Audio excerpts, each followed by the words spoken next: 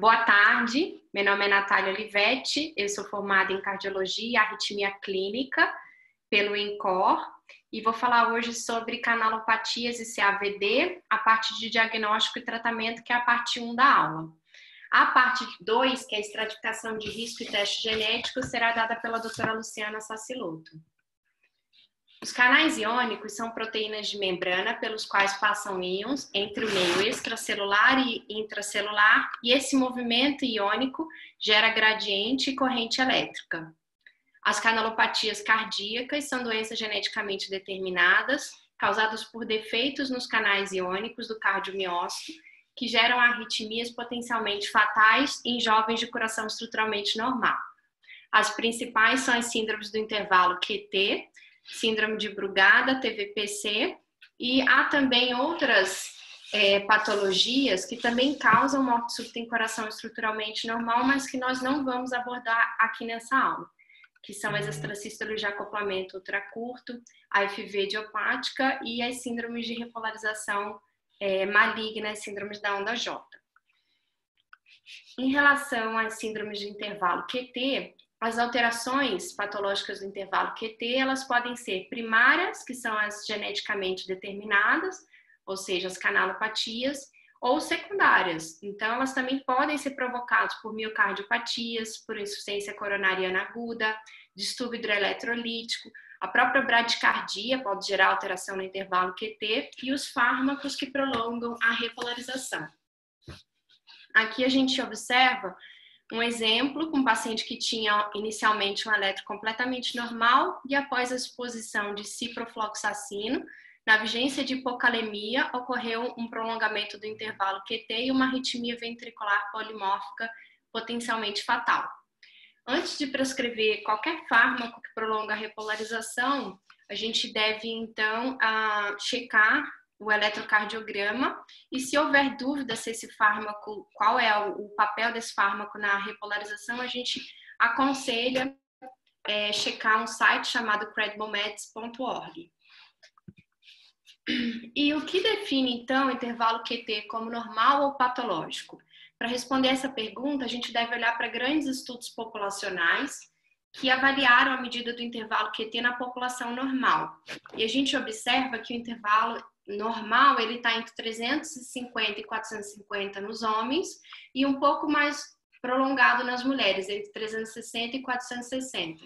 E quando a gente compara com estudos com mutação patogênica para síndrome de QT longo, a gente observa que esse intervalo está entre 400 e 500. Então, a gente chega à conclusão que existe uma zona de overlapping em que eu posso ter pacientes tanto com QT normal quanto QT longo que está aí entre 400 e 450.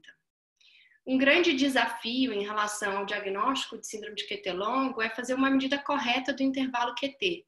Conforme já foi demonstrado por Visky, menos de 50% dos cardiologistas conseguem reconhecer um QT patológico. Além da variação examinador-dependente, que é muito grande, a gente pode também ter limitações relacionadas ao próprio paciente. Por exemplo, um bloqueio de ramo, que aumenta o QRS, vai naturalmente prolongar também o intervalo QT.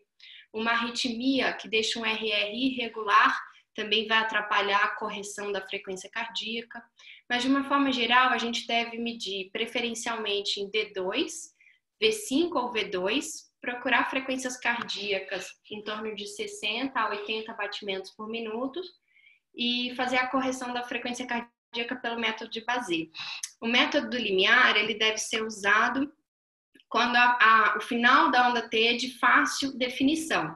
E a gente deve reservar o método da tangente para aquelas situações em que é difícil definir o final da onda T, e assim a gente vai encontrar o final da repolarização com maior facilidade.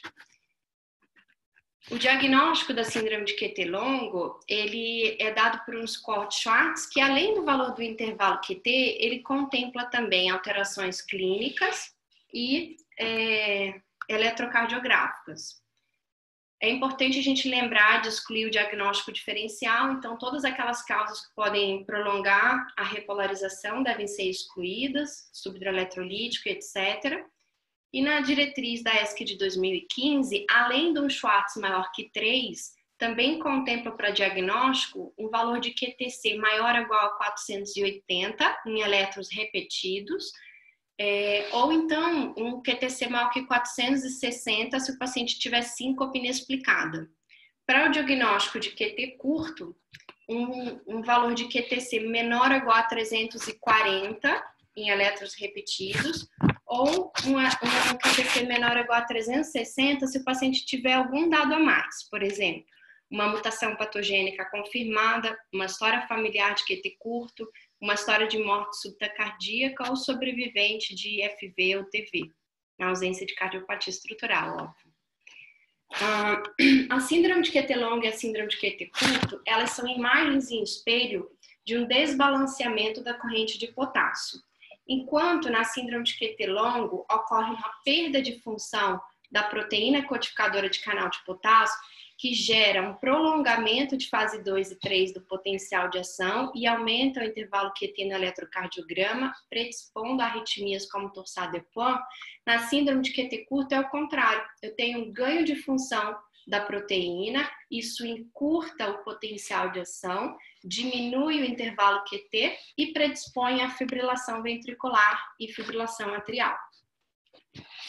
Para caracterizar, então, os aspectos clínicos da síndrome de QT longo, eu trouxe alguns casos reais do nosso ambulatório.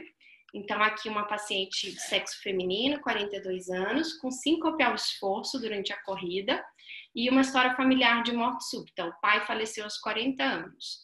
Ela estava assintomática, em uso de propanolol, e a gente vê no eletrocardiograma que ela tem uma onda T de base bem alargada, que é uma característica clínica típica da síndrome de QT longo tipo 1.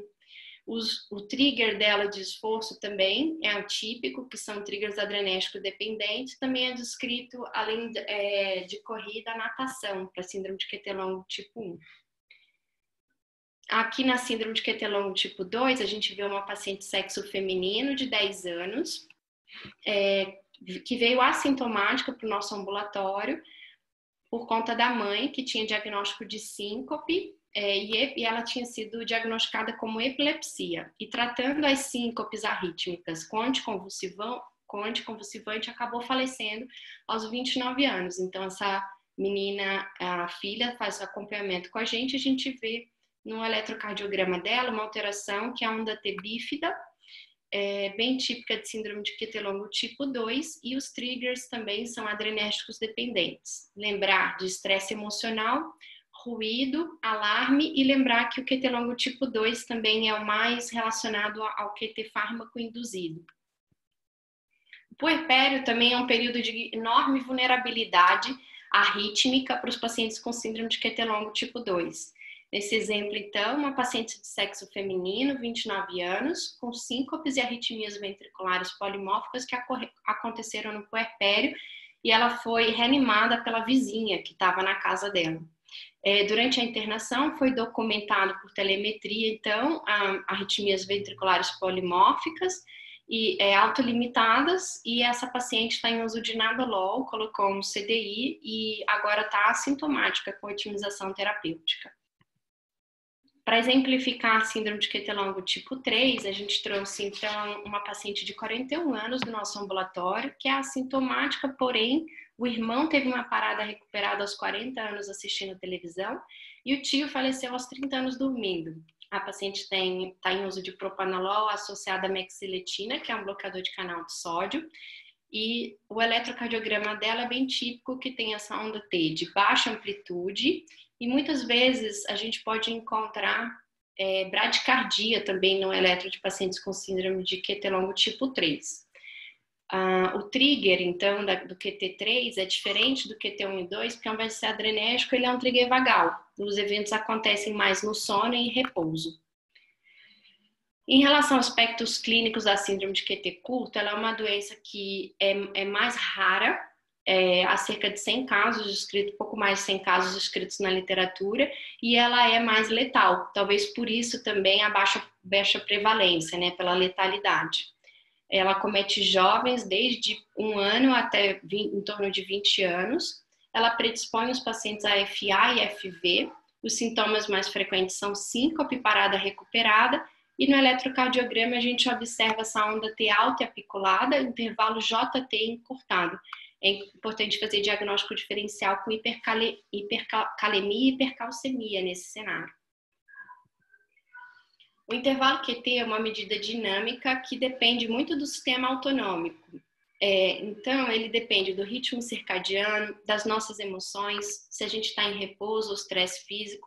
E somente um eletro basal, que é o que geralmente se faz a nível de consultório ambulatorial, ele não é suficiente para a gente descartar a síndrome de QT longo, porque até 30% dos pacientes com uma mutação patogênica podem ter um eletro inicialmente normal.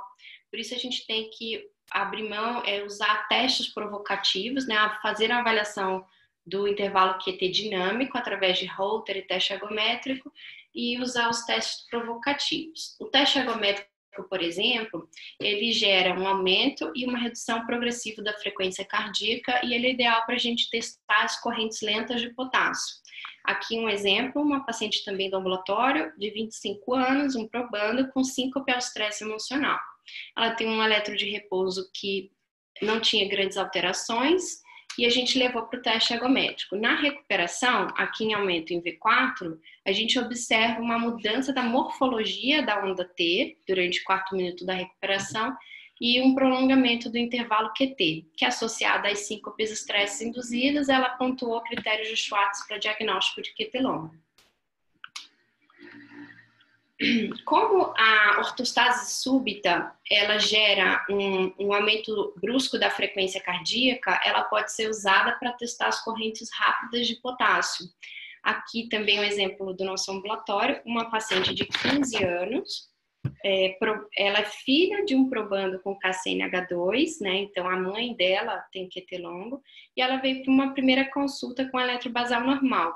E uma medida simples, como fazer um eletrocardiograma em pé, que é o que a gente chama do teste de Viskin ou stand-up test, ela pode ser usada para desmascarar, para a gente testar essa adaptação do intervalo QT. Então aqui também em aumento a gente observa que com a ortostase imediata, o que ocorreu, uma incapacidade do intervalo QT em se adequar ao encurtamento súbito do RR. Então a gente vê que a frequência cardíaca encurtou e o QT não conseguiu se adaptar de forma adequada.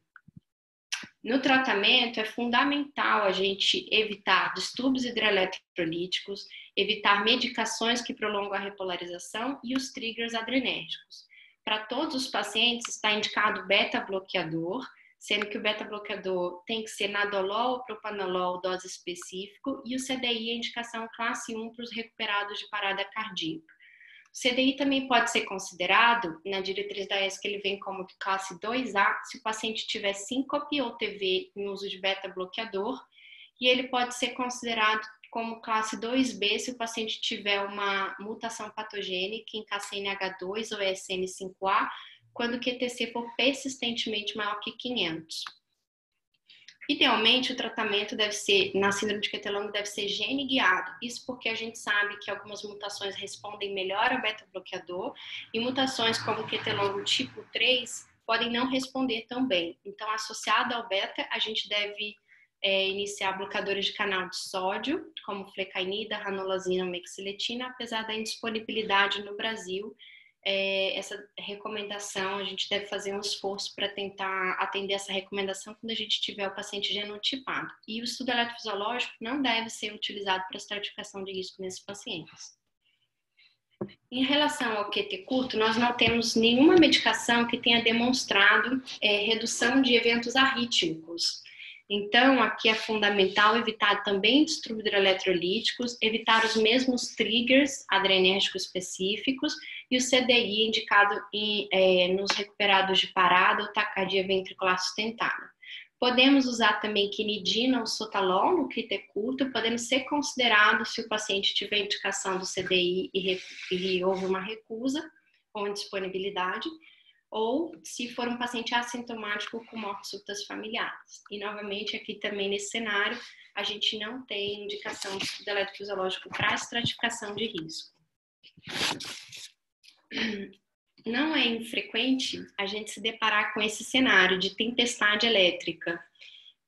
principalmente em cenários de UTI, por exemplo, onde pode haver uma associação de prescrição de medicações que prolongam a repolarização, os distúrbios hidroeletrolíticos também são frequentes, e essa é uma situação que a gente, para tirar o paciente dessa situação complexa, a gente precisa tomar uma série de medidas. Então, o sulfato de magnésio é importante, evitar ou suspender as drogas que prolongam a repolarização, inclusive a amiodarona, mesmo estando num cenário de parada cardíaca, evitar e corrigir os distúrbios hidroeletrolíticos, se a hemodinâmica permitir, após recuperado, iniciar um beta-bloqueador.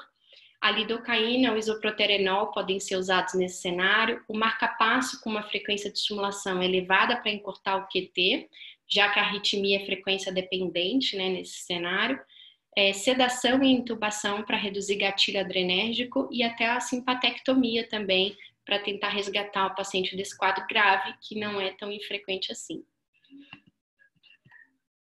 Passando pelas formas de QT sindrômico, a síndrome de Jervell e Lange-Nielsen está relacionada à mutação recessiva em KCNQ1, na maioria dos casos. Ela ocorre mais em crianças e ela está associada à surdez congênita neurosensorial. Sintomas são síncope e PCR, sendo uma causa de morte súbita infantil. A síndrome de Andersen-Tawil, também chamada QT longo tipo 7, ela ocorre por mutação no KCNJ2 e ela dá uma tríade clássica que são arritmias ventriculares, semelhantes a uma TVPC, então arritmias ventriculares polimórficas, por vezes bidirecionais, só que um pouco mais lentas que a TVPC. De fato, na verdade, o QU está aumentado, o intervalo QU, não necessariamente o intervalo QT, e alterações dismórficas, como podemos observar a face triangular, uma fronte proeminente com micrognatia, mãos e pés pequenos, clinodactilia e sindactilia. Na semana passada foi publicado um artigo de revisão sobre a história natural de Andersen-Tawil, que mostrou que o prognóstico dessa doença ele é mais grave do que se pensava inicialmente e que a amiodarona ela é contraindicada nesse cenário para aumentar eventos arrítmicos.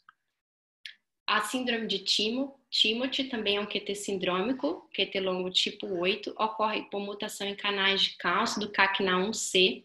Ela está relacionada a QTs muito prolongados, não é infrequente observar macroalternância de onda T, como nesse exemplo.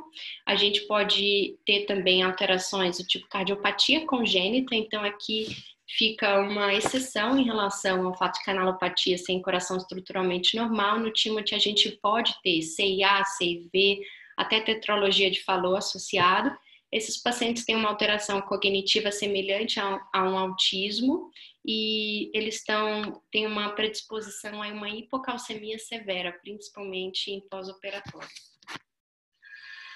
Aqui a nossa experiência no INCOR, então, são atualmente 134 pacientes com síndrome de QT longo, 154 probandos e 24 recuperados de parada. A grande maioria em uso de propranolol, por indisponibilidade de nadolol. Um ou outro paciente com resposta insuficiente ao propranolol que tem condições de importar, faz uso de nadolol. E a gente tem uma experiência interessante de associação de propranolol com propafenona em síndrome de QT longo tipo 7, ao invés da flecainida pela indisponibilidade do fármaco. E os pacientes de QT3 geneticamente confirmados estão em uso de propranolol e mexiletina. 27 pacientes estão em uso de CDI e no follow-up observamos 5 casos de síncope, 2 tempestades elétricas e uma morte súbita cardíaca e 7 pacientes com terapia apropriada. Então a gente vê que é uma casuística bem grave, né? A nossa do INCOR, no hospital quaternário. Passando então para a síndrome de Brugada. A síndrome de Brugada tem uma prevalência de 1 para 10 mil e essa prevalência é maior em países do leste asiático, como Filipinas, Tailândia e Japão. O diagnóstico é feito pelo eletrocardiograma, mostrando um padrão de supradesnivelamento do ST acima de 2 milímetros, com padrão descendente e uma onda T negativa, conforme mostrado aqui no exemplo, em que a gente tem um padrão semelhante a uma barbatana de tubarão. Atualmente, apenas o tipo 1 é considerado diagnóstico de síndrome de Brugada. E o tipo 2 e 3, dependendo da história clínica, você vai buscar desmascarar um padrão tipo 1. A necessidade da morfologia do tipo 1 aparecer em pelo menos uma derivação precordial direita, seja essa derivação em colocação eletrodo em derivação padrão ou em derivação superiores, e ela pode ser espontânea ou induzida por fármaco. É importante a gente lembrar de estar atento a diagnósticos diferenciais de outras condições que podem gerar esse padrão eletrocardiográfico, como isquemia, infarto agudo do miocárdio, alguns distúrbios hidroeletrolíticos, e alguns fármacos que bloqueiam canais de sódio, por exemplo, que seriam fenocópias da doença, preciso excluir. Em relação às derivações superiores, a gente deve colocar, elas requerem posicionamento em segundo, terceiro e quarto espaço intercostais. Aqui um exemplo de paciente do nosso ambulatório, onde foi possível flagrar um padrão de Brugada tipo 1, após colocação em derivações superiores, lembrando que eu só preciso do padrão em uma derivação para já ter o diagnóstico. O teste farmacológico também pode ser usado para desmascarar o padrão de síndrome de Brugada tipo 1, principalmente se eu tiver uma alta suspeição clínica. Ele é realizado com bloqueador de sódio, como por exemplo a asmalina, com uma dose e uma velocidade de infusão específicas. Ele deve ser feito em ambiente hospitalar e somente ser feito na disponibilidade de um reversor, como o Zuprel, e de um desfibrilador. Em relação aos aspectos clínicos da síndrome de Brugada, ela é mais prevalente em homem, na segunda e na quarta década. Os principais sintomas são síncope, parada cardíaca recuperada, respiração agônica noturna ou morte súbita. E as situações clínicas que geram são situações como febre, por conta do bloqueio de canais de sódio relacionado ao aumento de temperatura, e situações vagais, como o período noturno e o período pós-prandial. Atualmente, até o momento, não há nenhuma medicação eficaz capaz de prevenir morte súbita na síndrome de Brugada, e o desfibrilador é o único meio que realmente protege de morte súbita. Por isso, é fundamental evitar drogas que possam induzir o padrão de Brugada, evitar consumo excessivo de álcool, evitar as refeições exageradas e tratar febre prontamente. A indicação classe 1 do CDI é se o paciente for recuperado de parada ou tiver uma TV sustentada.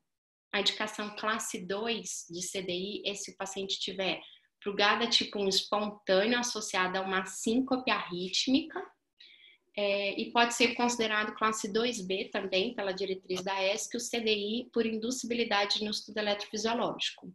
A quinidina e o Zuprel, eles têm alguns estudos mostrando benefício, mas são estudos pequenos, unicêntricos, e eles podem ser usados em tempestade elétrica, caso o paciente tenha indicação de CDI e recusou o implante, para choques de CDI, ou até usar o uso da quinidina para tratar arritmias atriais no Brugada, como fibrilação atrial.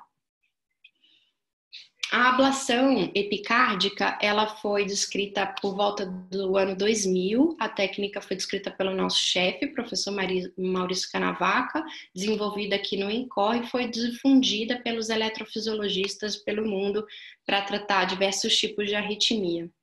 Em 2017, então, a ablação epicárdica passou a ser usada para tratar os substratos anatômicos da síndrome de Brugada, e ela é uma estratégia promissora de tratamento que não só melhora o padrão eletrocardiográfico, mas também reduz taquicardia ventricular, choques de CDI e tempestade elétrica. E alguns autores, eles cogitam se ela pode ter um efeito curativo. No entanto, ainda não há tempo suficiente para o follow-up para a gente chegar a essa conclusão. A nossa experiência na síndrome de Brugada, temos atualmente 105 pacientes, sendo 84 probandos e 7 recuperados de parada cardíaca, 23 com síncope na apresentação, 39 em uso de CDI e 6 com terapias apropriadas do CDI. A TVPC é uma canalopatia adrenérgico dependente que ocorre por uma mutação de canais de cálcio, ranitidina é o principal gene afetado, e calsequestrina, que resultam no aumento da liberação do cálcio diastólico no citosol. gerando arritmias ventriculares polimórficas por pós-potencial tardio, que são desencadeadas por liberação adrenérgica, seja por esforço físico ou seja por estresse emocional. O diagnóstico, então, é uma arritmia ventricular polimórfica reprodutível num coração estruturalmente normal. Por isso, é importantíssimo excluir as causas secundárias de arritmia ventricular polimórfica, como isquemia miocárdica aguda, intoxicação digitálica, miocardiopatias, distúrbios hidroeletrolíticos, etc. Atualmente, também é considerado o diagnóstico de TVPC a presença de uma mutação patogênica em reanodina ou calsequestrina. A prevalência é 1 para 10 mil, ela ocorre já com sintomas na infância, é uma doença bem maligna, até os 20 anos a maioria dos pacientes já experimentaram sintomas. As síncopes são síncopes com aspecto muitas vezes convulsivos, parada cardíaca recuperada e morte súbita em jovens. E as situações clínicas são as situações de liberação adrenérgica, seja esforço físico ou estresse emocional. Aqui a descrição de Linhart da TVPC, em que a gente vê no início do teste ergométrico um eletro aparentemente normal e as arritmias elas aumentam de complexidade com o aumento do esforço físico, chegando a um padrão de TV bidirecional, que é uma característica bem típica da doença, e a gente observa ali no final que ao cessar o esforço as arritmias também cessam e o eletro normaliza. Então essa é a característica fundamental do diagnóstico da patologia. O tratamento, ele contempla evitar o exercício físico intenso, evitar estresse emocional, beta-bloqueador em todos os pacientes e beta-bloqueador preferencialmente nadolol ou propanolol.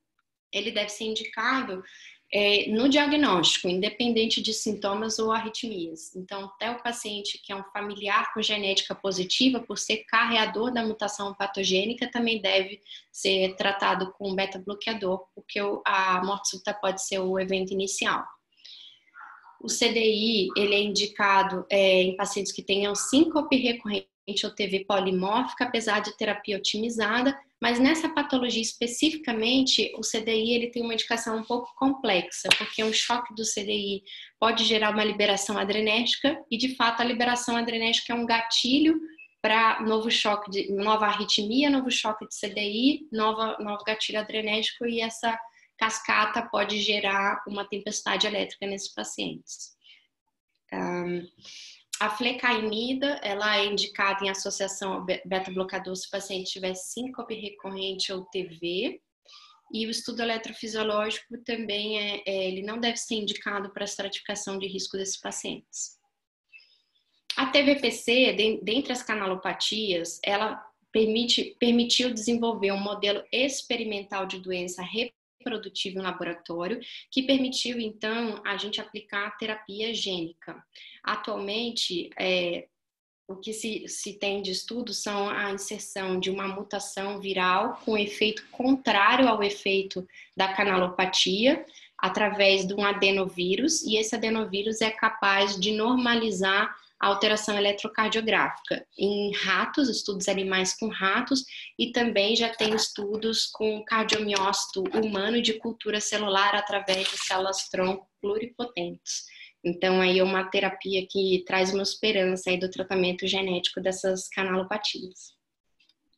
Na experiência do INCOR, a gente tem 29 pacientes, sendo 8 recuperados de PCR, então, pacientes bem graves, 9 em uso de CDI, e a gente vê uma taxa muito alta de terapias apropriadas, 8 terapias apropriadas em 9 com uso de CDIs e 3 com terapias inapropriadas. Infelizmente, a gente tem muito evento arrítmico aqui nessa doença também, 2 mortes súbitas, uma tempestade elétrica e uma criança com encefalopatia anóxica recuperada de parada cardíaca. O estudo eletrofisiológico pode ser usado nesses pacientes, tanto para ablação de taquicardia atrial, como uma tentativa de ablação da extrasístole predominante. Bom, vamos passar agora, então, para a cardiomiopatia arritmogênica do ventrículo direito.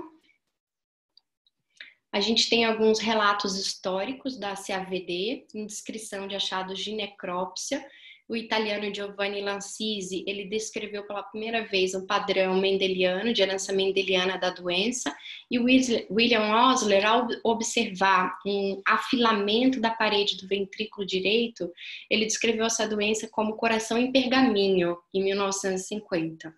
Mas o primeiro relato da doença oficial veio em 1982, com Marcos e Fontaine, que descreveram uma série de 24 pacientes jovens com arritmia ventricular e morte súbita,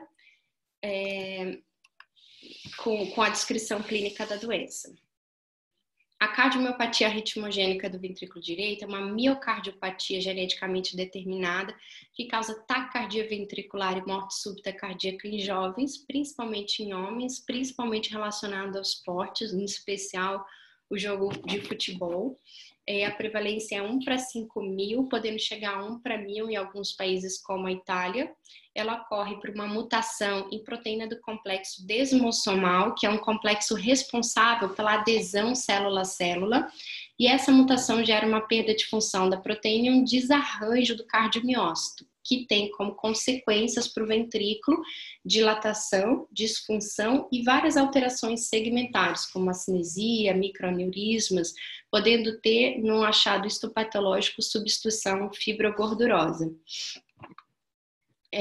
Além do papel na estrutura de adesão celular, o desmossoma ele também é muito importante para a geração de correntes iônicas e para a transcrição gênica, também atua na transcrição gênica. Recentemente, foi descrito um mecanismo molecular no qual diversas alterações desmossômicas que podem ocorrer, elas têm como consequência a liberação da placoglobina.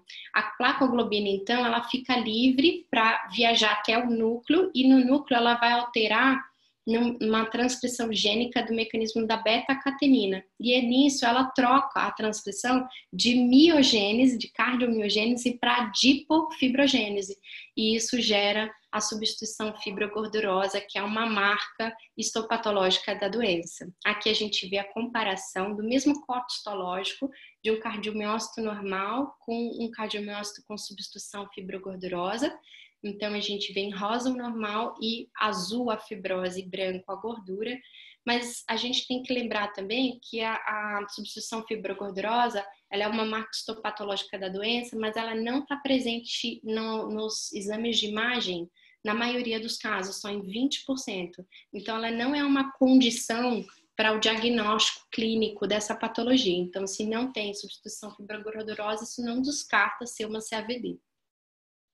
A apresentação clínica, ela ocorre geralmente entre 20 e 40 anos, então em segunda e quarta década, só que um aspecto é que a fase clínica ela pode ser precedida por uma fase pré-clínica, em que a gente tem manifestações fenotípicas mínimas.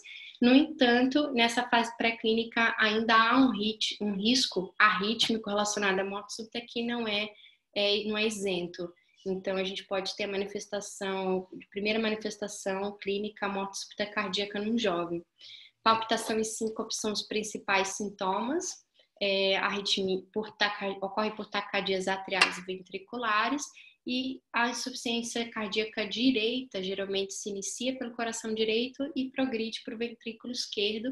Como são pacientes muito jovens, a gente pode chegar a estágios finais de insuficiência cardíaca com idade ainda muito jovem, por isso requerendo a necessidade de um transplante cardíaco.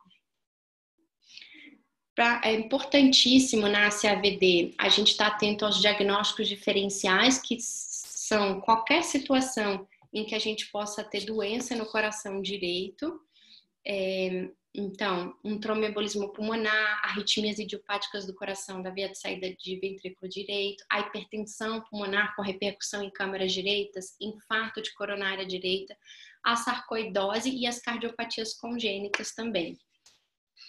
A doença tem uma apresentação clínica bem heterogênea e isso torna o diagnóstico clínico muito desafiador. Até hoje não tem um único exame que seja um padrão ouro para o diagnóstico que a gente possa afirmá-la ou descartá-la como hipótese diagnóstica.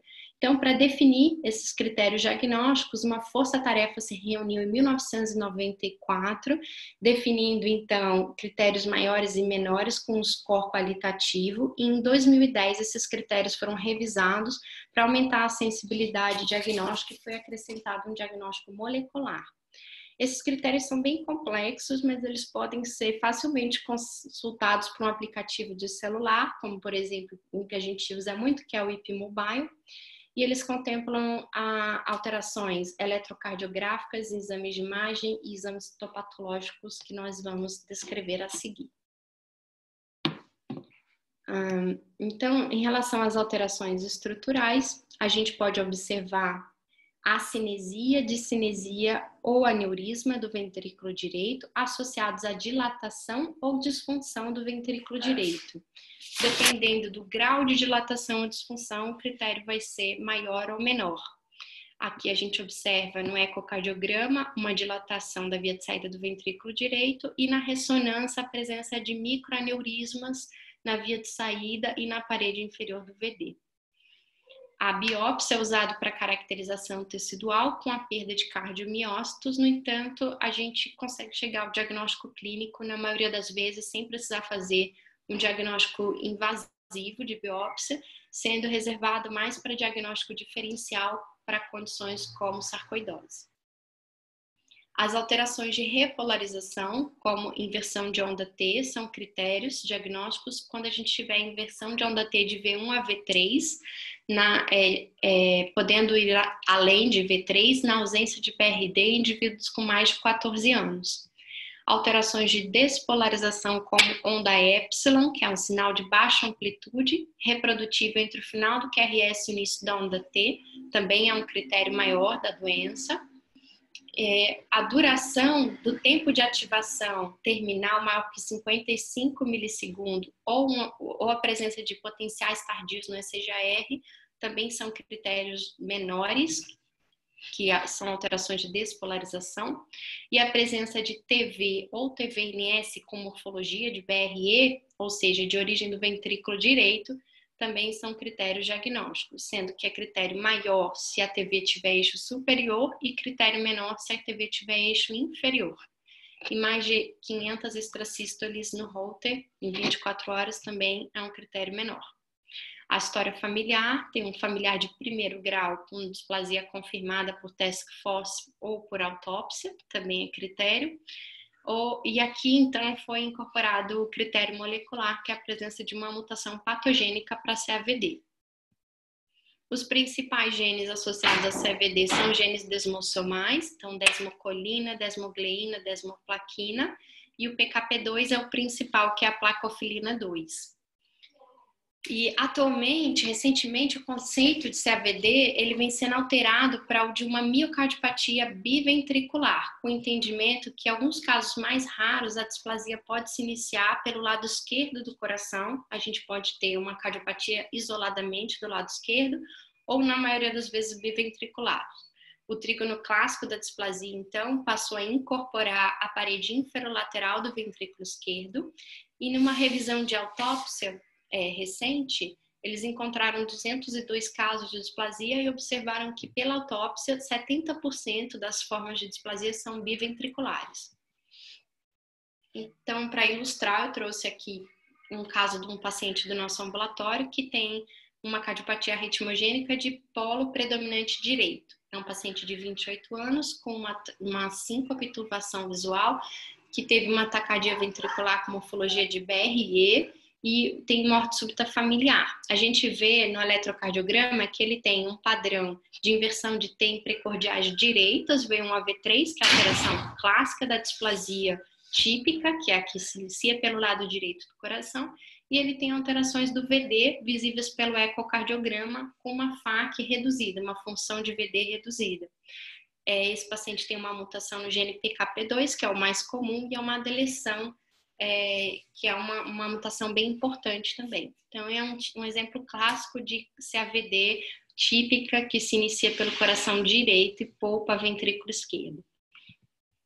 E aqui eu trouxe também um exemplo de uma forma predominantemente esquerda, um paciente então de 19 anos, com palpitação, turbação e síncope jogando futebol, que apresentou uma taquicardia ventricular e também tem um irmão com morte súbita aos 32 anos durante atividade física jogando futebol.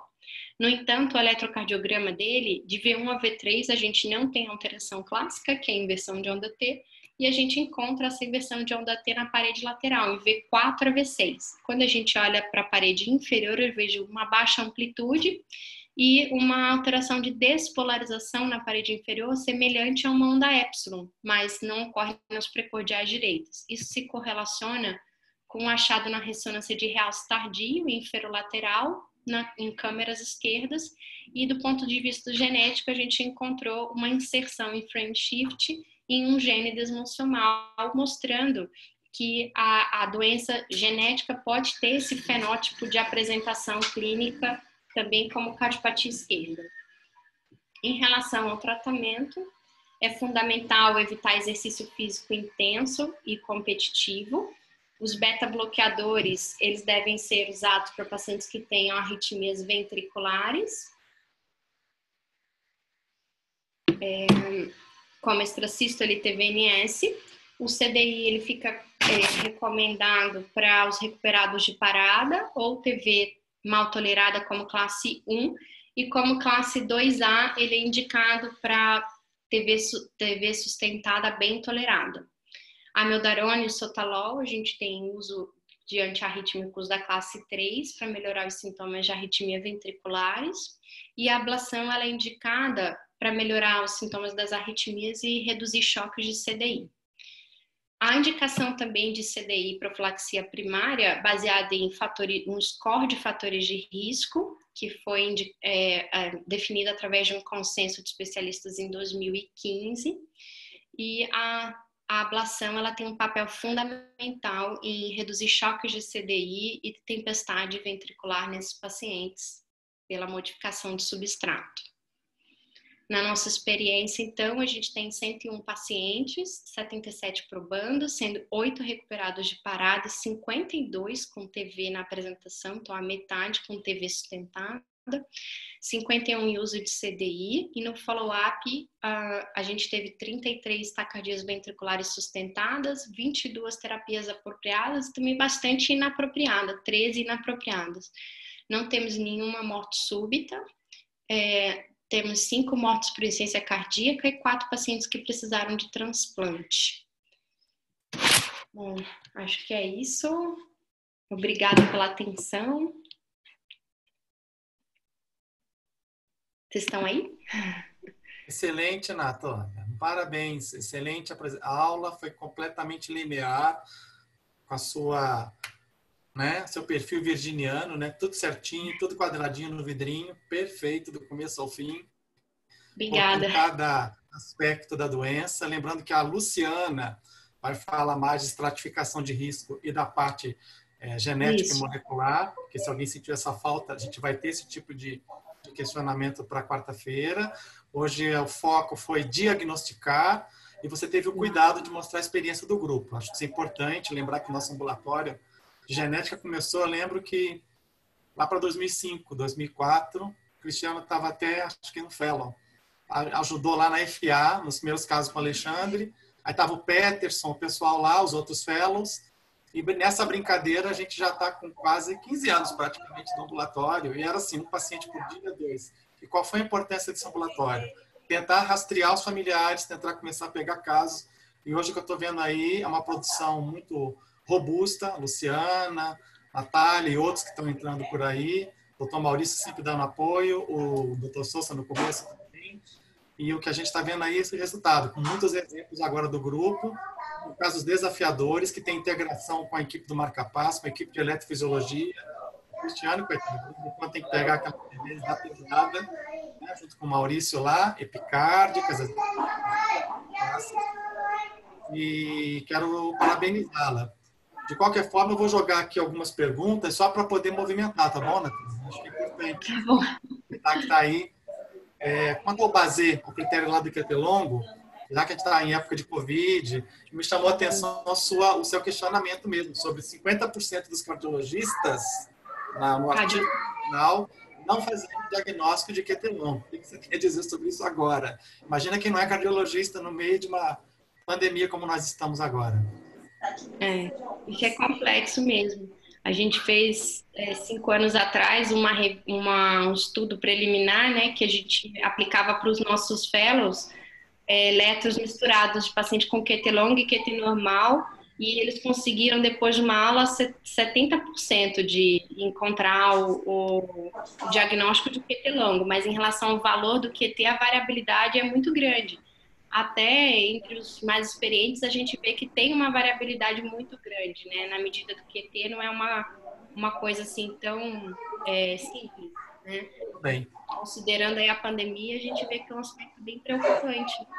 Por isso que tem que ter treinamento, por isso que tem documento. Aí, acabamos de fazer um documento para os arquivos, vamos ver se sai, né?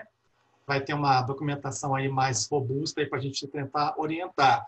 A segunda coisa é o nadolol, né? Que é um problema para a gente, né? A gente não tem nadolol, né, Natália?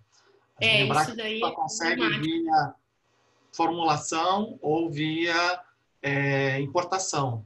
Não sei se tem algum português aí, alguém de Portugal, Maria Salomé, alguém que queira falar, mas a gente não tem realmente ainda o sotalol, o nadolol. Você foi humilde, mas é bom lembrar que essa publicação do Jack, que foi colocada aí, de 2020, sobre Andersen Tawil, tem a ver com você, porque você foi para Pavia, para a Itália, né? E aí a Luciana deu seguimento e vocês reviram. Acabou de ser publicada com vocês duas lá, estando na frente aí. Isso é importante para o grupo, para a internacional. Graças a você que mandou a gente para lá, né, professor? Obrigada a você. Era parte de vocês e agora tem a publicação do Jack aí. Acabou de sair, está bem fresquinha.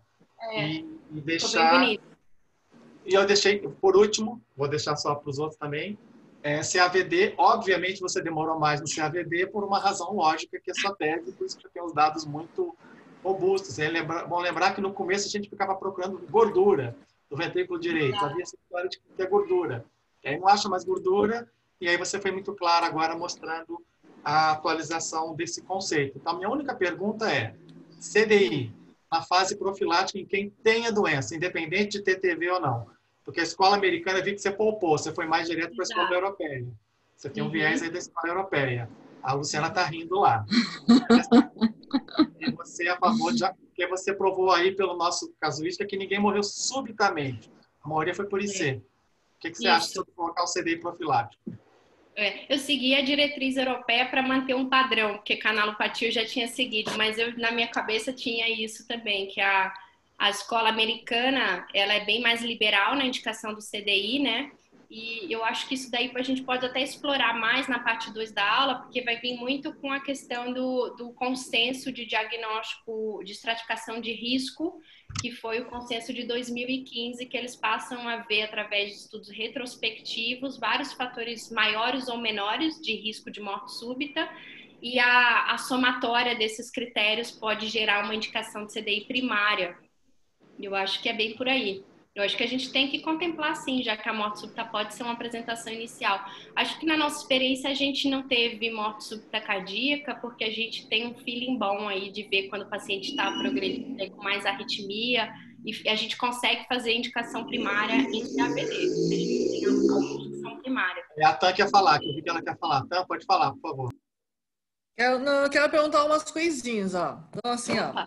Uma coisa, o QT2, tá? A gente acha que o QT2 no puerpério piora, talvez questão hormonal, mas tem uma coisa também, uma coisa que me ocorreu, acho que até uma dessas perguntas no congresso, QT2, na hora que ela alimenta o puerpério, a puérpera, ela é acordada subitamente por sons.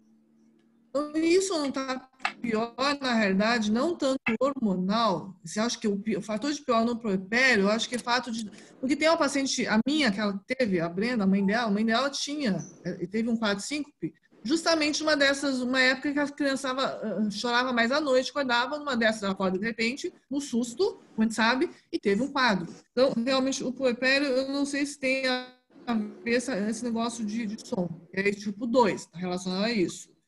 O que você acha? Eu não sei se é tão hormonal só, porque senão durante a gestação... Tem a fase de menstruação, uma coisa a mais. Você está amamentando, aí a criança vai casuística, na hora de estar amamentando, depois da amamentação. Quando que esse puerpério mais risco? Se é mais prolongado, característico puerpério, que ainda estou na dúvida. Tem alguma coisa a mais? Pensei muito sobre isso, mas achei que era melhor não entrar nisso na aula, mas isso de fato é uma coisa muito importante. Eu acho que o puerpério ele soma várias situações, né? Então, o fato da pessoa geralmente não estar dormindo muito, tem a questão do barulho, né? Um recém-nascido faz bastante barulho, um esforço físico absurdo. Eu acho que isso tem uma somatória de estresse emocional mesmo, de recuperação, de estar lidando ali com um recém-nascido, da sobrecarga relacionada à responsabilidade de tudo isso, junto com uma situação que fisicamente é um período que requer muito da gente. Então, eu acho que é uma somatória de fatores. Eu acredito mais nessa somatória de fatores do que na questão hormonal em si. Ok, porque isso eu queria saber.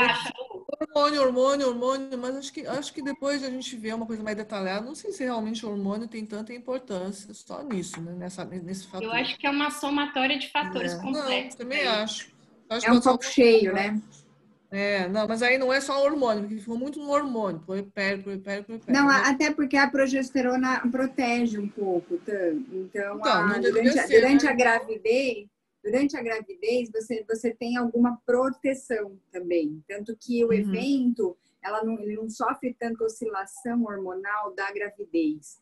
É justamente essa fase do puerpério que eu acho que entra... Não tem mais.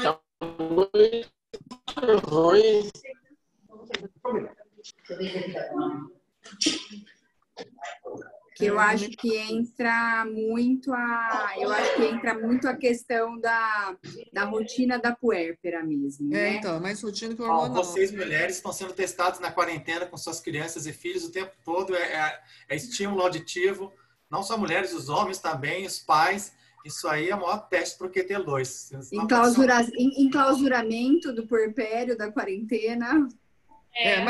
Mas uma coisa, CAVD, deixa eu perguntar uma coisa que eu acho que a gente não tem morte súbita, também não é porque a gente proibiu fazer atividade física, de uma certa forma, porque assim, a gente sabe que as mortes súbitas vêm muito atividade física, muitas coisas, o diagnóstico, primeiro diagnóstico, a pessoa não sabe, faz esporte e acaba tendo arritmia ventricular. O fato de a gente depois começar a seguir o paciente e proibir os triggers, isso é interessante para a sua tese, você vai levantar sobre as coisas quando teve o evento.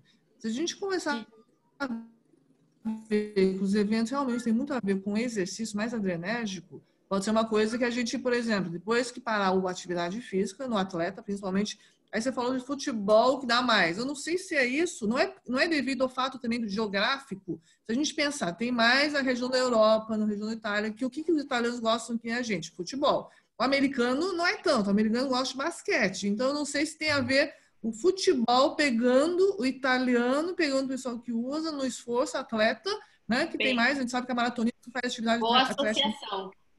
Então, acho que talvez a regional e o americano gosta de basquete. Então, o basquete pode ser, você não tá vendo, é um pouco diferente, é corrida, mas não é aquela corrida mais longa, não sei. Isso aí são coisas que tem que pensar. O basquete e aí pode ser que a nossa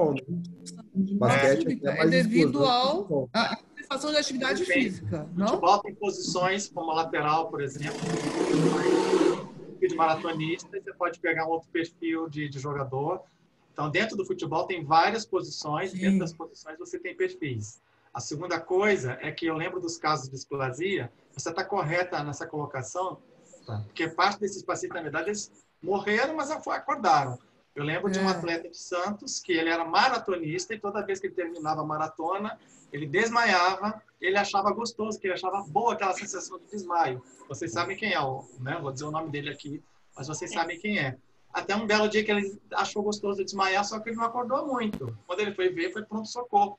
Estava em taquicardia ventricular, monomórfica, com bloqueio de ramo esquerdo, ou seja, ele teve um choque, uma síncope cardíaca, arrítmica, e não morreu por sorte. E hoje ele agradece de ter parado o esporte. Talvez se continuasse, tivesse a morte súbita. Ele tem desfibrilador, e eu acho que ele nem chegou a tomar choque. Esse paciente, por exemplo, ele ficou com medidas gerais e nunca mais tomou choque. Ele vem lá, faz o controle medicado, né? E, curiosamente, só o fato dele parar a atividade física, com o desfibrilador, claro, depois desse evento, ele deixou de ter, enfim, qualquer evento mais fatal, mas a gente está sempre acompanhando. Sim, não, então, por isso que de repente a gente não tem, porque é realmente uma das coisas principais, a gente está evitando o trigger, né?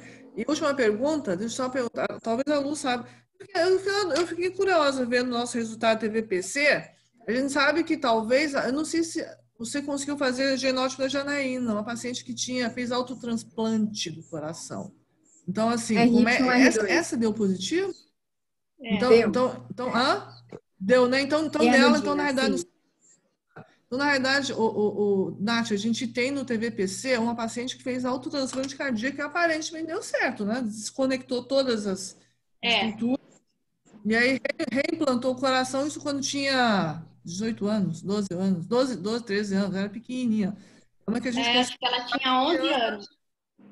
Então, uma que a gente, há muito tempo atrás, não sabia muito direito, até achava que ia ter longo, uma época, estava aquela coisa maluca, eu lembro do prontuário, achava que ia ter longo, e ela tem um eletro bem típico, ela tem taxas arteriais, ela tem esses fez autotransplante, que é o que resolveu e ficou bem até agora, né? Não teve mais nada e não morreu. Ela tinha 5, ela tinha achado coisas feias, ela tinha 5. Ela foi reanimada pelo pai, né? Boa, então, essa aí, então, é mais autotransplante, que isso que é a dúvida. Será que não deu? Porque como não tinha autotransplante, o dela foi um autotransplante. Para quem não sabe, os residentes chegaram, tirou, na verdade, desinseriu e inseriu o coração numa cirurgia. Fez uma desconexão total de todas as inervações, né? Então, não sei. São coisas a gente talvez pensar mais na parte autonômica, simpática, parasimpática, mexer eu acho que nessa área um pouco mais desses pacientes que a gente tem dificuldade de controlar mesmo. É isso. Não, mas foi muito boa, acho que deu uma boa revisão. Eu até tenho um caso, se quiserem, não sei se vocês querem, de QT longo bem documentadinho, aqui do Círio, a Luciana sabe, que a gente pode colocar como caso ilustrativo, com rastreamento familiar e tudo, e com genética já feito também, né? Qualquer coisa a gente pode colocar esse caso, a gente colocar como caso ilustrativo, viu, Cris? Para a gente fazer aqueles casos clínicos, tentar montar e ver, fazer um padrãozinho para a gente ver os próximos, tá? É isso. Obrigada, aí vocês podem perguntar no chat, quem tiver mais inibido, mas eu estou vendo aqui, estou tentando ver, ninguém perguntou, só estou todo mundo dando os parabéns aqui o tempo todo aqui. Alguém mais quer falar? Rodrigo. Tem alguém aí? Rodrigo quer falar. Fala, Rodrigo. Nath, primeiro, parabéns pela aula, é excelente, né? Já tinha esquecido bem mais da metade dela e deu para relembrar bastante coisa. Mas o que eu ia perguntar é se existe algum papel do beta-bloqueador, seja o nadolol ou propanolol, nos casos de arritmia ventricular, aí torsades, um QT longo adquirido, ou tempestade elétrica, alguma coisa. Tem alguma coisa sobre isso? Entendeu? Está um pouco baixo, sai um pouco baixo, né? A pergunta é se tem alguma coisa levantada sobre nadolol ou propanolol em QT longo adquirido? É isso. É? Isso mesmo. É no contexto, assim, geralmente de emergência, né? Ou internado, alguma coisa assim. Não ouvi. Alguém ouviu o que ele falou? Sim, contato no contexto do paciente internado que chega com QT longo adquirido. Na emergência. E beta-bloqueador, nadolol, propanolol, se existe algum trabalho... Só da tempestade elétrica clássica, mas não... Sim. Como meio que tratamento na fase... Né? Quando a gente não tem um eletro prévio, por exemplo, isso. Né? E o paciente chega com uso de fármacos e o QT alterado, né? Eu acho que o beta-bloqueador, como ele faz uma inibição simpática, ele vai ser fundamental, independente se o QT é congênito ou não, para ajudar esse paciente a diminuir o trigger adrenérgico, por conta do mecanismo da doença em si. Mas, muitas vezes, só no segmento clínico que a gente consegue diferenciar se foi um fármaco induzido, né? Alguém que já tinha um QT2 e com a exposição do fármaco apareceu o fenótipo, ou se de fato era uma pessoa que tinha um eletro completamente normal, mutação negativa e foi tudo pelo fármaco. Eu acho que sempre quando aparecem esses casos, eu acho que é super difícil definir isso. É uma situação complexa que geralmente a gente leva para reunião clínica e ainda tem um pouco de divergência às vezes no grupo. O que vocês acham? Eu concordo. Porque o amadurecimento, se um caso é adquirido ou congênito, ele é bem mais complexo e requer tempo, né? Então, pode ser que acabe tendo que usar. Mas, assim, trabalhos mostrando a eficiência do fármaco durante uma emergência, eu acho que não tem.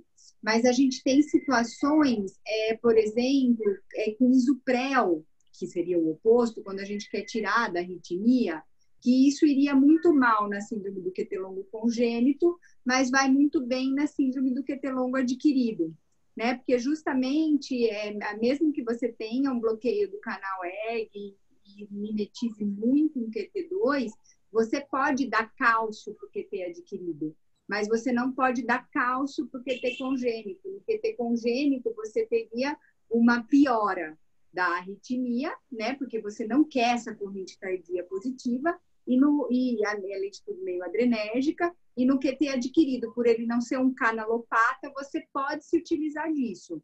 Mas como a Nath explicou bem, você acaba usando todos os artifícios, porque você não quer que esse paciente seja, nem que seja com pequenas doses de propanolol, você não quer que esse paciente se exponha ao estresse adrenérgico. Posso falar? Eu acho uma coisa. Às vezes eu acho que esses adquiridos, ele talvez tenha alguma coisa no fundo que a gente não saiba ainda, porque tem uma disposição maior que os outros. Então pode ser que daqui a uns 10 anos a gente vai descobrir mais coisas sobre os adquiridos, porque eles são tão mais propensos a fazer isso. A não ser que eles passem muito, muito grave, que tem tudo, por exemplo, a gente pergunta se tinha magnésio baixo, cálcio baixo, emagrecido, caquético, idoso. Não, tem os que têm facilidade. Aí eu acho que tem uma questão um pouco mais difícil. Polimorfismos. E outras coisas. Então, aqueles que é mais fácil de ter, talvez tenha alguma coisa por trás, a gente não sabe ainda, se não é bem adquirido. E outra coisa, esses pacientes adquiridos que a gente vê no dia a dia, muitas vezes, a gente viu a maioria, pelo menos, adquirido verdadeiro, aquele paciente que é ruim. A gente vê, geralmente, na bradicardia que eles têm isso. Então, no fato, acabou alongando.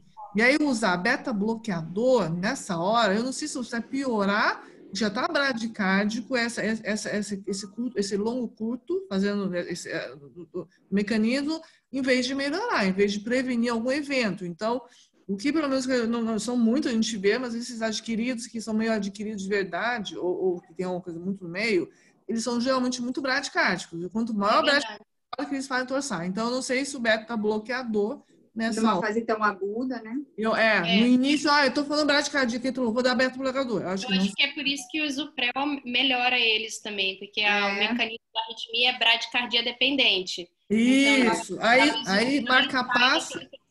Assim como o marca-passo, por exemplo, né? Por exemplo, dobutamina para aumentar a frequência, que o paciente está meio chocado e hipotenso, deram dobutamina, melhorou, aumentou a frequência, aumentou, diminuiu, melhorou.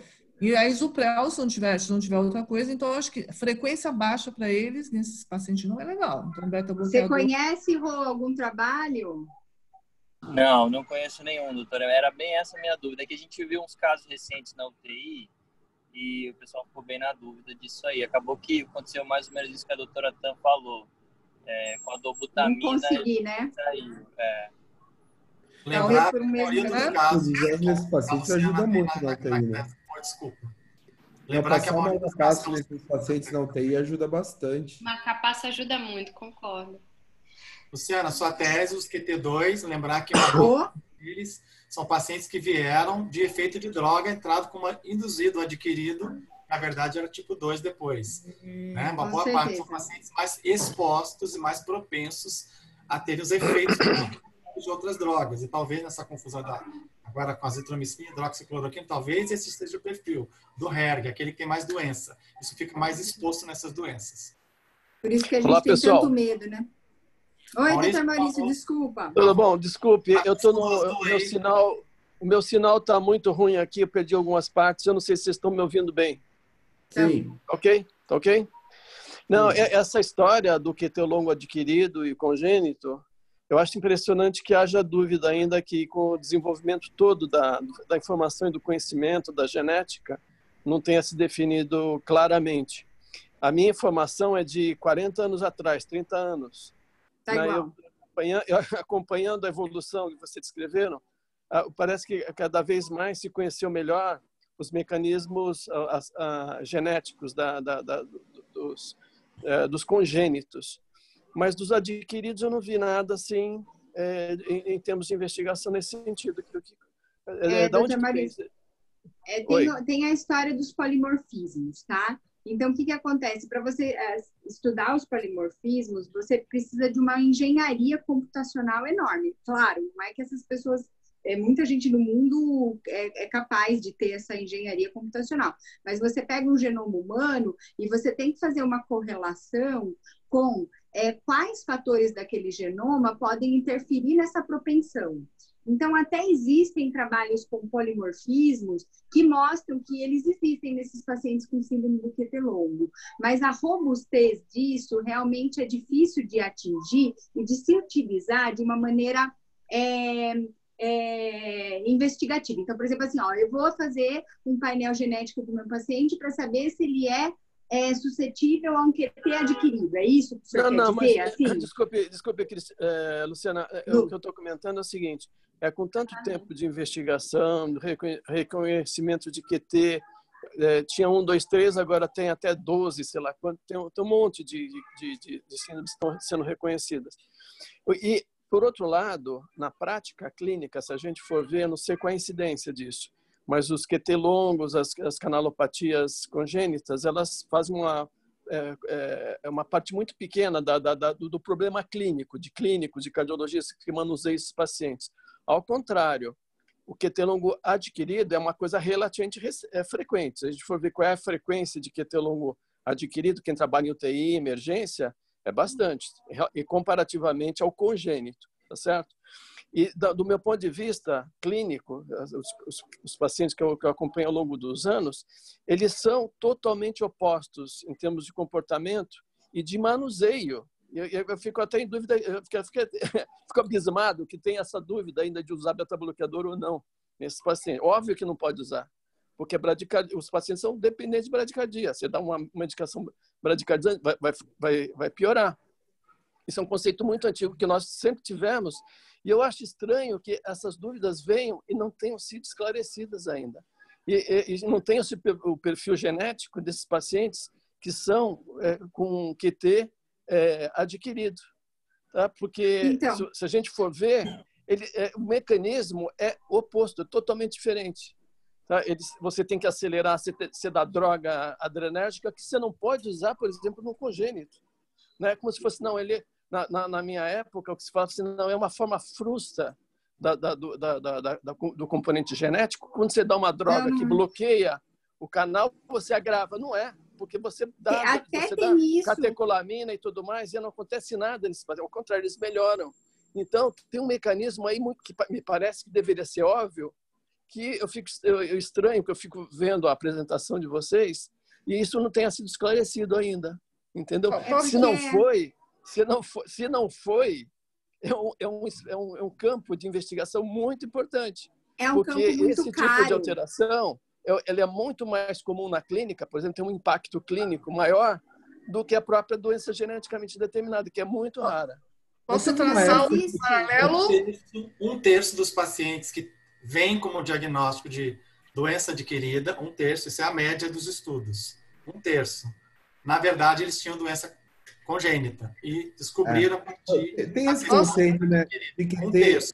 Isso é o que temos trabalho. Os outros 2 terços é o que o Maurício falou. A gente não sabe se é um polimorfismo, e por isso que a gente fica nessa tamanha confusão. Mas um terço, você descobre 30%, 30% você acaba tendo um diagnóstico, na verdade, genético, que foi a oportunidade que ele teve durante um problema clínico, como um efeito de droga. Posso traçar outro comentário, só um pouquinho, tá? Outro comentário, enquanto meu sinal não cai aqui.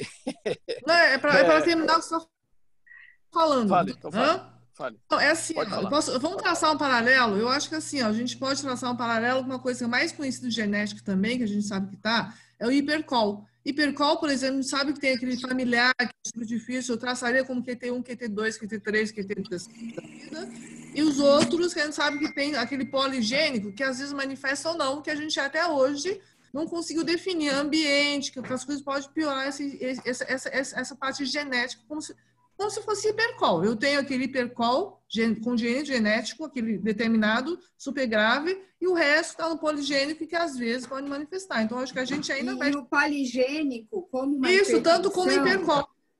Hipertensão é extremamente difícil de desvendar, então, extremamente caro.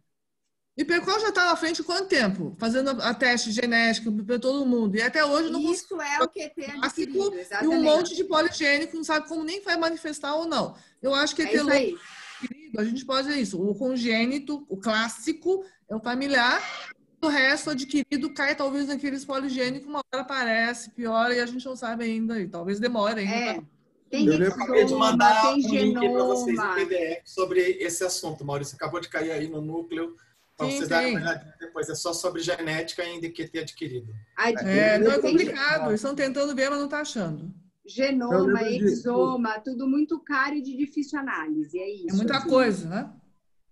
Eu lembro de um artigo que saiu no New England, muitos anos, mais de 10, 12, 15 anos atrás, de que esse conceito de QT adquirido tinha caído. Seria QT induzido, o congênito e o induzido, não adquirido. Que esse adquirido seria uma coisa induz ao a erro. ser abandonada e era um paciente que tinha alguma predisposição genética. Acho que foi New England, deve ter sido, sei lá, 12 anos atrás. Eu acho que era Fellow 2004, 2005. E acho que por isso, à medida que a gente vai conhecendo mais, vai gerando mais dúvida, não vai resolvendo que é como conhecimento. Seria muito simples saber, isso é uma coisa ou outra, aí vai vendo que tem esse gradual, aquela zona cinzenta entre, por isso que eu acho que se desconheceu. E eu me lembro muito disso, de não usar mais adquirido, usar o induzido. Vocês estão usando muito na adquirido dúvida, ainda. fala induzido. Aí depois você vê se adquiriu ou se tem genética. Outro comentário que eu queria fazer. Bom, eu fiquei muito feliz, a apresentação foi ótima da Natália, resumiu muito bem e mostrou os dados do grupo, coisa que a gente tinha uma carência há muito tempo de saber quantos casos nós temos, evolução e tal. E vocês estão de parabéns por conseguir já ao longo desses últimos anos agora ter conseguido cadastrar e seguir bem esses pacientes. Muito bom. A pergunta que eu tenho é como é que está a questão da genética? Esses pacientes todos estão conseguindo ter um perfil genético determinado aí no INCOR? Como é que está sendo a dinâmica para ter a informação? Aula de quarta-feira aí, Luciana, adianta. Bom, a Nath também pode responder. Pode responder, Nath. Isso daí você domina junto. É aula de quarta, só lembrar. Não, a pergunta é qual é a porcentagem dos pacientes que já tem a genética 80% a 90%, realizada, doutor já tem a Maurício. determinação genética? A alopatia, 90%. 80, 90? Tá. E a dinâmica, quando chega o paciente, você pede a genética, em quanto tempo a gente tem o resultado? Porque eu lembro de pacientes que ficaram anos aí aguardando a genética e não tinham resultado e tal. E isso é bem complexo ainda, doutor Maurício, porque a gente passa, às vezes, 6 meses fazendo uma corrida atrás da outra. A gente passa, às vezes, 1 ano e meio sem corrida. A Gabi também está online, se ela quiser explicar um pouquinho, mas, assim, a Gabi é a nossa mão direita, esquerda, pé e braço, pernas do ambulatório, né? Mas ela é muito complexo, porque, assim, a gente faz com uma verba, que foi uma verba tanto de um projeto de FA quanto o nosso projeto de canalopatia. Então, veio a verba dos dois para poder comprar esses kits. E aí, mesmo hoje, a gente não consegue dar uma previsão de quando a gente vai fazer o teste genético. Depois que o teste genético fica pronto, precisa da nossa disponibilidade em analisar. Cada análise, a gente demora de cerca de 2, 3 horas para fazer. Então, assim, quando vem uma corrida, vem 20 pacientes para analisar, e depois que a gente analisa, muitas vezes a gente precisa cobrir áreas que não foram cobertas pelo teste. Então, realmente, eu ainda não tenho essa resposta para o senhor. Assim, atualmente a gente tem que a última verba que a gente recebeu dá para a gente fazer em torno de uns 80 pacientes, né? A gente já fez alguns. E o problema é o que ela falou, a análise, por conta de tempo. Como todo mundo tem as outras coisas, a gente acaba fazendo análise assim no tempo que dá. E a análise é um pouco demorada. Mas se a gente tivesse uma pessoa só para isso... para vocês. A gente está tentando fazer em torno de a cada um mês sim, um mês não, uma corrida. Mas agora, com essa história do Covid, aí a gente acabou atrasando um pouco também. Entendi. Não, eu perguntei a respeito de como é que está dinâmico, a facilidade, como é que está essa questão da utilização dos testes genéticos, que eu acho que esses pacientes que têm esses QT longos adquiridos, eles deveriam abrir um novo braço aí de investigação para saber qual é o perfil, se tem algum padrão genético conhecido, se faz parte dos padrões geneticamente determinados, ou se é uma doença totalmente nova, se é uma coisa totalmente diferente daquilo que a gente raciocina em relação da genética do QT longo congênito. Vocês têm a possibilidade de fazer, por exemplo, uma pesquisa objetiva em cima desses pacientes? A gente ainda não... Eu vou responder por mim, tá? A gente ainda não tem, porque a gente é muito treinada à leitura do teste genético da doença mendeliana. A gente não tem know-how de como fazer isso e seria muito caro. Então, veja que os estudos... Mas tem, por exemplo, só pegando esse comentário que você fez do mendeliano, tem alguma investigação mendeliana do paciente que tem QT longo adquirido ou não?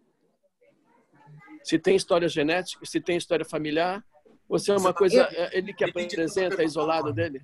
Teria que pegar todos os que estão adquiridos e ver o que acontece. A gente tem o contrário. Na casuística de QT, quantos vinham com perfil adquirido que, na verdade, não eram adquiridos? Eram induzidos. Aí é o tipo 2, que é o que a gente mais vê como herança mais comum, que é o HERG. É isso que a gente tem. Agora, o contrário. Pegar toda a população isso tem que ser multicêntrico. Pegar as UTIs, juntar tudo, e eu acho que aí está correto pegar UTI do Círio, pegar UTI do INCOR, todo mundo que tiver QT diferente, colhe, mas aí são milhares de pacientes, né, doutor Darré? As doenças multigênicas, elas exigem milhares de pacientes, entendeu? E um conceito de análise muito diferente. Então, por exemplo, a gente tem painéis selecionados para doenças mendelianas, entendeu? Esses estudos, eles vão melhor com exoma, proteômica. Parte do sistema imunológico é fundamental. Então, a gente está cansada de também ler a parte não genética da síndrome do QT longo, né?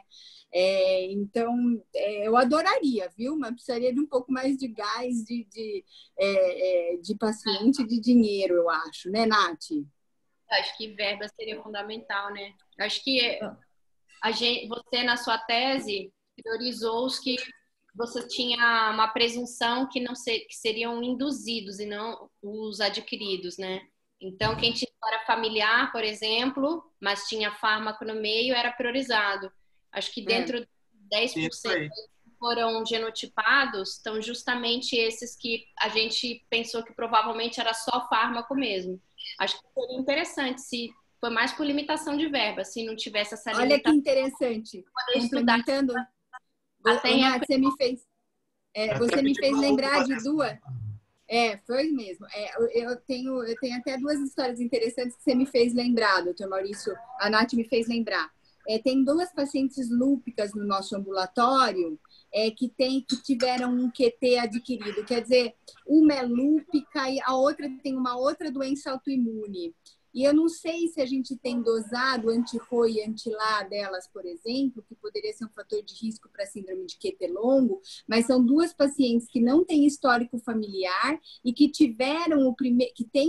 mantiveram um QT longo na evolução, ou seja, não é um QT adquirido propriamente dito, mas o trigger do evento arrítmico foi o uso de fármacos. E são duas pacientes negativas para a genética, mas que têm uma doença autoimune e que talvez o QT adquirido delas, né, seja realmente, na verdade, a doença autoimune. Então, são dois... Tem o contrário também. A Milena, outra paciente, terfenadina e perfeito. parada cardiorrespiratória, nunca teve nada. Primeiro evento foi uma PCR após droga, entrou como adquirido, ficou internada, UTI, saiu, né? Marca-passo. O pai tinha QT longo tipo 2 depois, fazendo avaliação, e ela também tinha QT tipo 2. E descobriu a partir de uma droga. Então, ela seria um adquirido, que o Maurício fala, mas entrando como 2 depois. Mas para quem está na UTI, ela seria um adquirido, porque ela tomou terfenadina. A história familiar é fundamental, né, para ajudar a identificar. Não, eu acho que essas QT não congênito, como a Lu falou dessas lúpicas, não é só uma coisa talvez uma doença estrutural que a gente não está enxergando também, né? Na verdade, mais a nível molecular, que a gente não está vendo. Esse autoimune, uma doença inflamatória, como está tendo Covid, né? O Covid pode ensinar agora. O Covid está mostrando para a gente. Essas cardites, essas alterações, uma coisa meio autoimune levando ao problema de QT. E como a lúpus é uma coisa mais contínua, ela pode ter isso mais contínuo. Então, é outro mecanismo, outra coisa que QT que a gente vai descobrir. Então, por isso que talvez esses induzidos adquiridos seja tão difícil. Porque o João Gabriel deixou uma mensagem dele agora, lembrando também que tem autoimunidade com anticorpos antidesmossomais, que realmente isso é uma publicação recente, inclusive dando CAVD. Talvez uma hora a gente entenda melhor esses genéticas negativas mesmo, né? Sim, mas eu acho que é negativo ainda que está no meio, tem né? exames com anti-RO e anti-LA e QT longo também. Então, tudo isso acaba entrando. Então, acho que para pegar o gênito adquirido ou induzido é meio difícil, porque entra é multifatorial que pode ser o negócio, né? E aí. Eu acho que a gente poderia pegar os nossos negativos e fazer uma busca de polimorfismos, se tem algum polimorfismo comum entre eles. Mas seria meio limitado, porque a gente não fez um genoma ou um exoma completo, a gente fez um painel, então. Eles têm um painel, determinado. Perfeito. Tá bom, né, gente? Pode ficar o dia inteiro aqui. Parabéns. Muito bom. Parabéns a todos. Maurício, 4 a gente vai discutir mais. Aí ela vai dar a segunda palhinha pra gente.